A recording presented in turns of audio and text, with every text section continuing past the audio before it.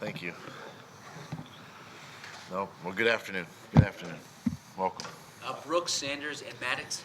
What's the Brooks. update on that? Yeah, Brooks. So he had the separated right shoulder during the game on the PAT. He suffered a little more damage in there, so he's actually going to miss the remainder of the season. And then Miles Sanders and Avante Maddox. Miles, and Avant. So Miles Sanders first. Obviously, the low body, the ankle. He's going to be day to day. Should be okay. Got good news on him. Same with Avante.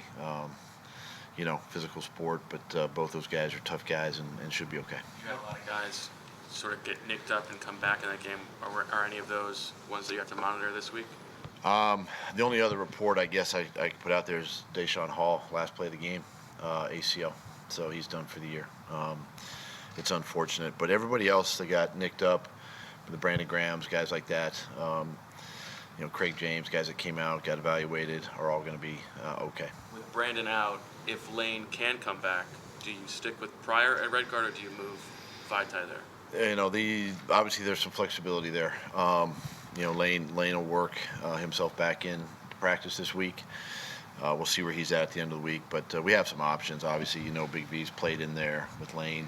Pryor played well in the game, so we're comfortable with him either at guard or tackle if need be. So we've got some options there, and we'll see how the week plays out. You guys have had a lot of injuries this year, but last year in the Saints game, I remember Jason Kelsey saying that you guys were one right guard away from possibly moving on. How big of a loss is this? Brandon's a big loss. He's an anchor of the offensive line. He's big and physical, and he's a professional. He comes to work every day ready to go. So, to Matt Pryor's credit, he stepped in, did well in the game yesterday, and we expect if he's the guy, we expect him to pick up where Brandon left off. But definitely a big loss in Brandon's case. What about some of the other guys who sat out? Ertz, is he close to returning? Jalen? Yeah, Ertz is another one that we're going to monitor each day. This week we can incorporate him back into practice and see where he's at the end of the week and make a decision then. To Dave's point, how do you guys make sure that you guard against that thought that, with all of the injuries that you've sustained, it's not just one right guard away, that you guys can go out there and continue to build what you've done this season? I mean, that's just kind of been our MO every week. It's a credit again to my coaches, to the players that are stepping up and playing and making plays, and it's no different in this case, and we got a great opportunity in front of us, and again, Seattle's not going to feel sorry for us, obviously, coming in here, and we can't do the same, and we just got to continue to work, practice, prepare, and get ready for Sunday. There was talk earlier in the season that if you guys made the playoffs, Deshaun could possibly be ready to come back. What's his status? He's getting close. We're still going to monitor him. He's been running on land, trending in the right direction. Again, we'll see where he is at the end of the week before we make that decision. But he's not eligible. He's not eligible yet until we activate him, correct. What are you most proud of right now? A couple of things. Very proud of my coaching staff, obviously preparing and with the amount of adversity and injuries we've had on really both sides of the ball, being able to get guys ready and prepared to play. It's not easy. And offensively, speaking, we've had a lot of new faces, a lot of young receivers, and a lot of young running backs. So, my hat's off to my staff there, and then a credit to the players. These young players coming in, making plays. They're hungry, they're eager, they want to do what's right. They're coachable, and they're doing the right things. And our quarterback obviously has a lot of trust and faith in them.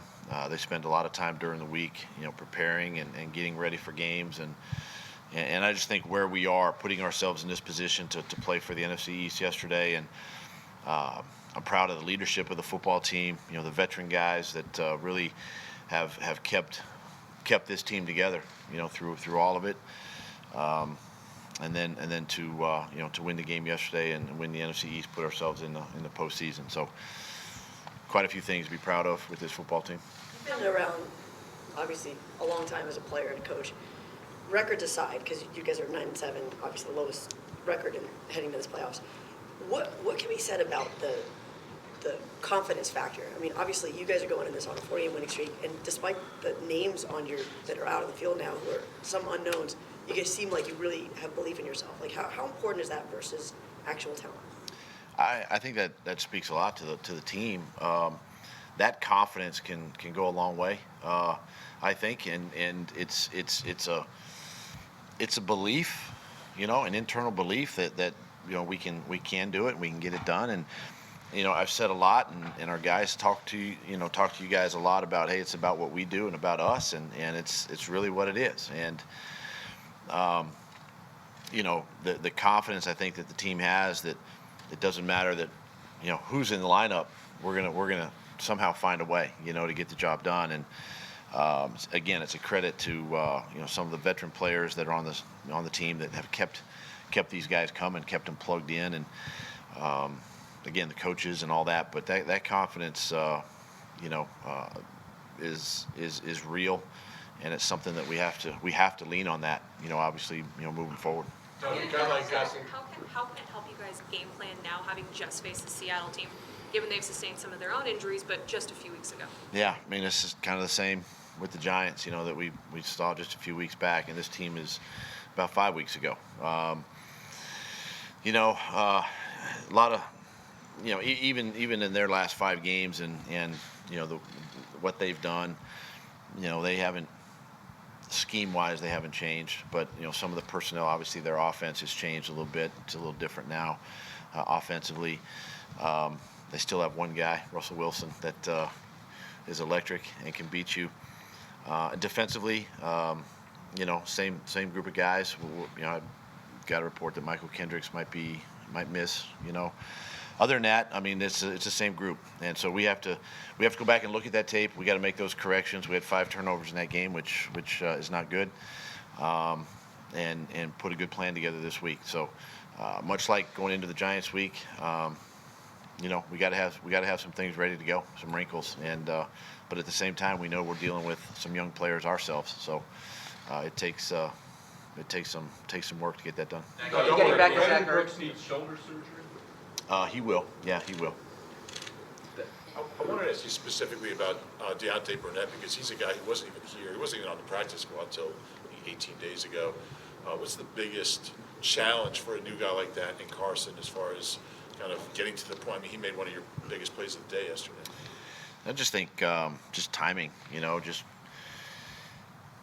how he runs routes, how he, sees the ball coming out of Carson's hand, and all that timing and accuracy and things like that, between those two, I think is the biggest difference or the biggest hurdle that those two have to overcome. But we noticed Deontay right away when he was servicing and going against our defense in practice, much like Greg Ward. He was making plays. He was showing up. Robert Davis, same way, making plays.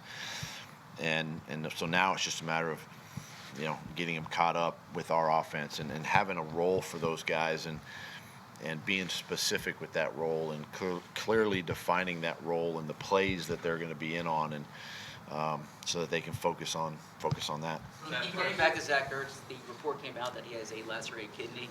Is that accurate, and how does that complicate your hopes in getting him back? Well, I'm no medical doctor, so I don't know. I don't believe a lot of those reports, obviously, but I know this, that, Zach's a tough guy, and we're going to be smart. Obviously, we're going to do our due diligence before we, put any injured player back out on the field. But we're excited that we can at least incorporate him back into the work this week. That first Seahawks game, Doug, was probably Carson's worst game of the season, certainly in terms of turnovers, which he talked about yesterday. Since then, he has not turned the ball over very much, no interceptions in this 4-game winning streak. What do you attribute that to?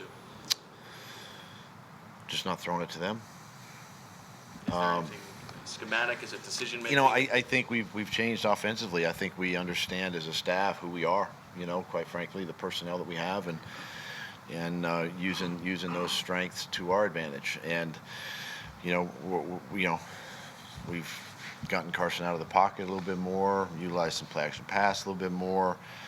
One of the things that is still sort of hurting us a little bit is penalties on first and second down to keep us in some longer yardage situations, and it's hard to overcome.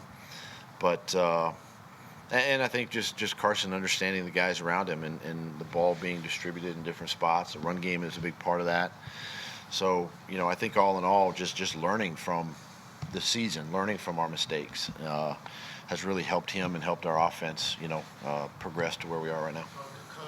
Kind of along those lines, I think you had like more than a dozen guys in the game Sunday who weren't on your 53-man roster to start the season.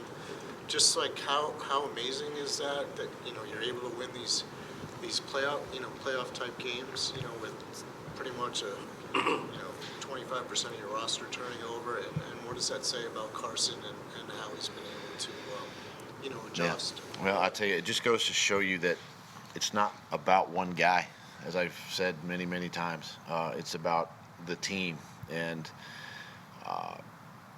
it's just the resiliency of the next man and the guys that want to play and are the guys that are healthy enough to play. And in Carson's case, I think, listen, it is what it is. I mean, that's the guys that we have throwing the ball to. I mean, we can't bring Alshon back and Deshaun back and, all these guys. And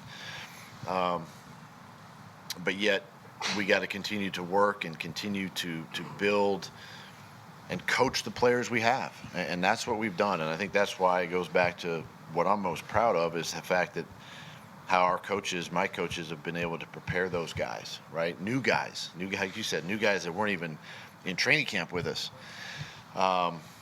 to play and to play at this level. And, obviously it's my, it's sort of, as the head coach, it's my responsibility to present and paint the picture for the team. Like, every week's a playoff game, which it has been for the last 4. And the guys believe in that. And then they start having success. They start believing in each other, believing in, the team. And that's what we've seen. I think I've seen this team come together as a team. And, we've won some tough games here down the stretch. Is your view of practice squad players? Jordan Howard yesterday, I thought many people thought he might have a bigger role.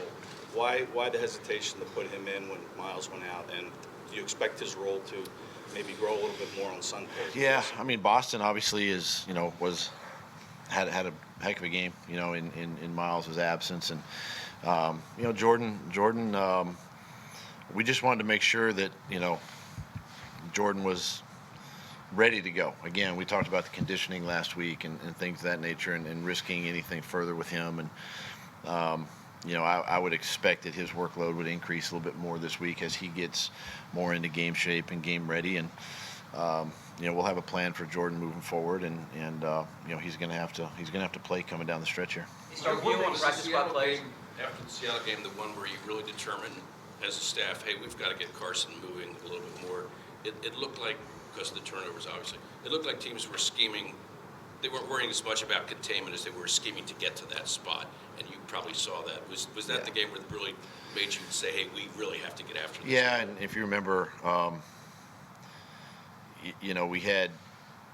we had some issues there on the right side of our line too, and we had to shuffle some things as early as the first quarter, and it just disrupted some timing, and so in ways of helping those guys, the play action pass, the screen game, and the getting Carson out of the pocket have kind of been kind of the our success here the last couple of weeks of the season. And we just got to continue to find ways to do that, and we got to help the offensive line that way as well.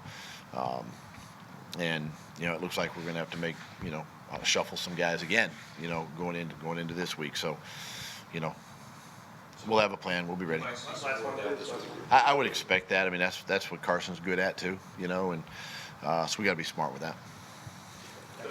Thanks. We got to get one. Appreciate it. We good? Yeah. We're good. You just have to wait till Wednesday. Maybe. I was going to ask about your time on practice.